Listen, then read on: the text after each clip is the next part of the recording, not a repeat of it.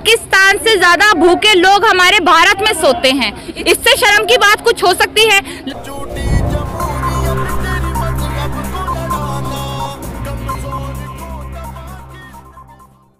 भारत में क्या मुद्दे क्या है? हमारे भारत के बेरोजगारी मुद्दा है, बच्चों के साथ बलात्कार मुद्दा है, हमारे भारत के जो युवा दूसरे देशों में पढ़कर और हमारे भारत में पढ़ नहीं पाते, दूसरे देशों में पढ़ने चले जाते हैं, ये मुद्दा है। हमारे भारत में लगातार जो मर्डर्स होते हैं, हमारे भारत में जो लगातार मॉब लिंचिंग्स होती हैं, रेप्स होते हैं, ये मुद्दा है। पर हमारे भारत के लिए एक्चुअल में हमारी सरकार के लिए ये मुद्दा नहीं है। हमारे सरकार के लिए मुद्दा है एक तरीके से एनआरसी, ये मुद्दा है, एक एनआरपी मुद्दा है, एनपीआर जो लेकर आए वो मुद्दा है, हमारे किसान जो 3 बिल ले आए हैं ये मुद्दा है, उसके बाद इनका मुद्दा है सुशांत सिंह राजपूत, ये इनके लिए मुद्दा है। हमारे भारत की सरकार के लिए मुद्दा है कि आप लव जिहाद कहाँ पे कर रहे हैं, लव जिहाद पे कानून बनाए जा रहे हैं यूपी में। उसके बाद इन्होंने बोला कि भैया आप कुछ सर्च करेंगे तो आपको पुलिस पकड़ लेगी, आपको पुलिस पकड़ के ले जाएगी, फिर इनके लिए ये मुद्दा है। मतलब आप मुद्दा आपके लिए नहीं है, आपको मुद्दे को भटकाने के लिए मुद्दे लाने पड़ते हैं। बात ये है, अगर आप विकास की बात करते हैं तो हमारे भारत में आज क्या है क्या नहीं है सबको मालूम है, स्थिति क्या है। बेरोजगारी स्तर जो है हाईएस्ट लेवल पे है, हमारा जो भूखे का इंडेक्स है ना पहले नंबर पे है। मतलब पाकिस्तान से ज्यादा भूखे लोग हमारे भारत में सोते हैं। इससे शर्म की बात कुछ हो सकती है? लगातार हमारी मीडिया पाकिस्तान से अपना मुकाबला करती रहती है और उनसे ज्यादा भूखे सोने का इंडेक्स हमारे भारत में पहले नंबर पे है। ये सब कोई नहीं दिखाता। हमारे भारत में जो बेरोजगारी है, लगातार बच्चे जो भिखारी बच्चे जो होते हैं, भीख मांगते हैं, छोटे छोटे बच्चे, उनके लिए काम किस तरह ढूंढा जाए, उनको पढ़ाया किस तरह जाए, उनका पढ़ाई लिखाई किस तरह की जाए, ये मुद्दा नहीं है। हर साल जो वुमेन सैनिटाइजेशन होती है उससे कई महिलाएं अपनी जान गंवा देती हैं। गाँव की महिलाओं को सैनिटरी यूज कैसे किया जाता है ये नहीं मालूम। हमारे भारत के लिए मुद्दा नहीं है। हमारे भारत सरकार के लिए ये मुद्दा है कि भैया अगर आप किसी का रेप कर देते हैं, किसी का बलात्कार कर देते हैं तो आपको बचाया किस तरह जाएगा। हमारा मतलब जो लव जिहाद है, अगर 2 लोग आपस में प्यार कर रहे हैं तो उनको एक दूसरे से मिलने कैसे रोक दिया जाएगा, उनके साथ मॉब लिंचिंग किस तरह होगी और लोगों को घर में से पकड़ कर लाया जाएगा। जिन्होंने अपनी मर्जी से शादी कर ली है वो खुश है, उनको लाया जाएगा, उनको टॉर्चर किया जाएगा, मारा जाएगा, उसके बाद उनकी शादियां तोड़ दी जाएंगी। हमारे भारत में ये मुद्दे बने हुए हैं। तो इनसे ज्यादा शर्म की बात हमारे भारत देश के लिए कुछ नहीं हो सकती, हमारी सरकार के लिए कुछ नहीं हो सकती और ये सब चेंज करने की हमें जरूरत है बहुत ज्यादा। आपका आखिरी सवाल, आपने विपक्ष की बात की है। विपक्ष में बीजेपी के एक नेता है, वो बोलते हैं इस बिल से किसानों को तो कोई प्रॉब्लम नहीं है, ये तो विपक्ष है जो हवा दे रहा है, जहर घोल रहा है। ये सब विपक्ष के लोग हैं। अच्छा, मुझे कांग्रेस ही है, मुझे लगता है ये सब है ना, कांग्रेस ही है, एसपी के लोग होंगे या फिर बहुजन समाज पार्टी के लोग हैं। अरे आप यार कैसे कह सकते हैं आप? लाखों की तादाद में सभाओं में लोग हैं, लाखों की तादाद में हमारे गाजीपुर में लोग हैं, सिंगू बॉर्डर पे लोग हैं, इतने लोग यहाँ पर शामिल हैं और आप उनको कह रहे हैं विपक्ष तो अगर आज होता ना, विपक्ष अगर आज होता तो आज हमें ये नौबत ही ना आती। आप कह रहे हैं कि विपक्ष हवा दे रहा है, उनके कानों में कुछ डाल रहा है। तो आपको लगता है कि हमारे किसान भाई जो इतने एक्सपीरियंस्ड लोग हैं वो किसी की बातें सुनकर यहाँ पर आंदोलन में आएंगे? या फिर हम जैसे लोग जिनको सही में मालूम है पढ़ाई क्या चीज है, हमारे प्रधानमंत्री को नहीं मालूम, हमारे प्रधानमंत्री अनपढ़ है तो शायद अपने आप को वैसे ही, पूरे भारत को वैसे ही समझते हैं कि लोगों को जिस तरह हम बोलेंगे वो समझ जाएंगे, पर ऐसा नहीं होता है। कोई विपक्ष यहाँ पर नहीं है, कोई विपक्ष के लोग नहीं हैं। हमारे किसान भाई लगातार आत्महत्या कर रहे हैं, हमारे किसान भाई लगातार अपनी जान गंवा रहे हैं, पहले ठंड से अब गर्मी से। इस तरह से हमारे भारत के हालात अभी भी आप किसानों में और ये मतलब तालमेल कर रहे हैं कि भाई ये किसान नहीं है ये विपक्षी है, तो इससे ज्यादा शर्म की बात कुछ नहीं हो सकती। आपको इस टाइम सबको, भारत के जितने भी देश के, भारत के जितने भी क्या कहते हैं राज्य के लोग हैं उन सबको एक होना चाहिए और ये जो कानून है उनको वापस कराकर ही दम देना चाहिए। किसान भाई लगातार परेशान हैं, दिल्ली के लोग यहाँ पर मिलकर उनके साथ आंदोलन कर रहे हैं, वो लगातार अपने घरों से आ रहे हैं, सब लोग परेशान हैं, पर हमारी सरकार को कुछ नहीं दिख रहा है। हमारी सरकार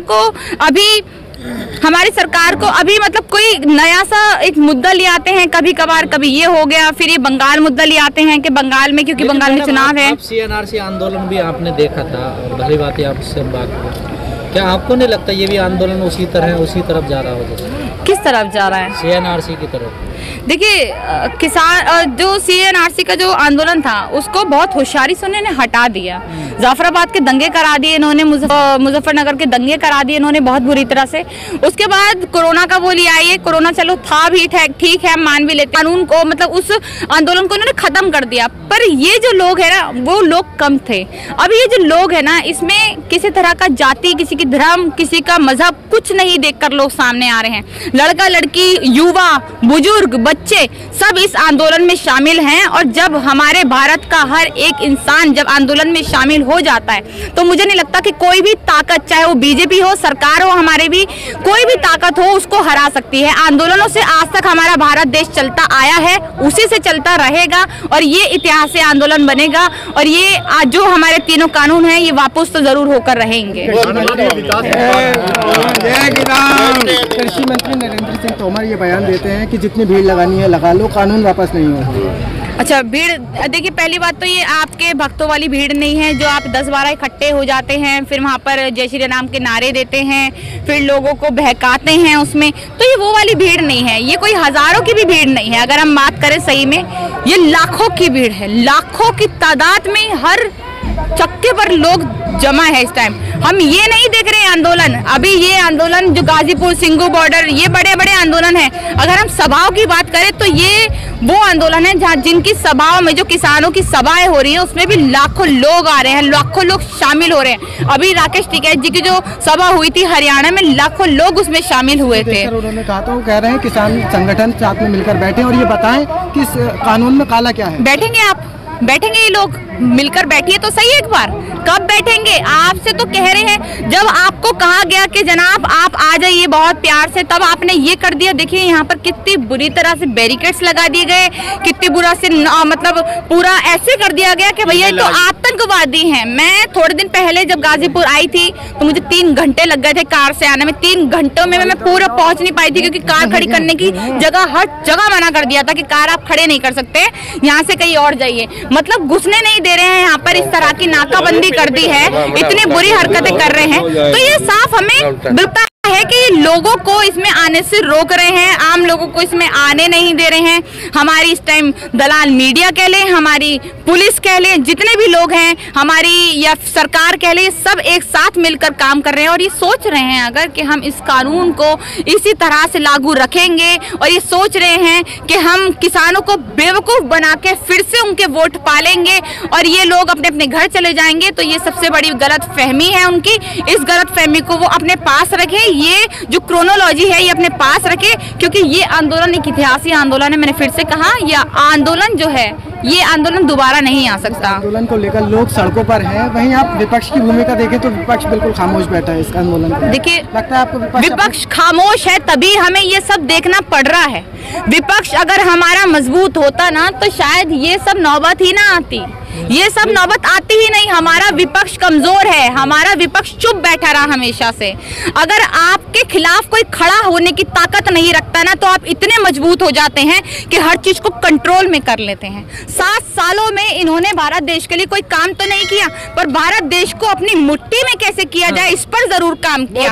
हमारी मीडिया को किस तरह से काबू में किया जाए, हमारी पुलिस को किस तरह से काबू में किया जाए, हमारे दलित भाई हैं, मुस्लिम भाई हैं, उनके कुछ लोगों को अपनी बातों में लाकर उनका किस तरह से एक तरीके से लोगों पर रंग डाला जाए कि हाँ देखिए हम तो दलितों के लिए बहुत अच्छे हैं, हम तो मुस्लिमों के लिए बहुत अच्छे हैं। इस तरह की जो इन्होंने चीजें रची हैं, खेल रचे हैं, उसी के वजह से आज हमें इस तरह की नौबत आई है, हमारे साथ इस तरह के आंदोलन करने पड़ रहे हैं। तो मुझे लगता है विपक्ष कमजोर था, विपक्ष आज भी कमजोर है, तभी हमें ये सब देखना पड़ रहा है। अगर विपक्ष ने अपनी भूमिका सही से निभाई होती तो हमें आज ये ना देखना पड़ता।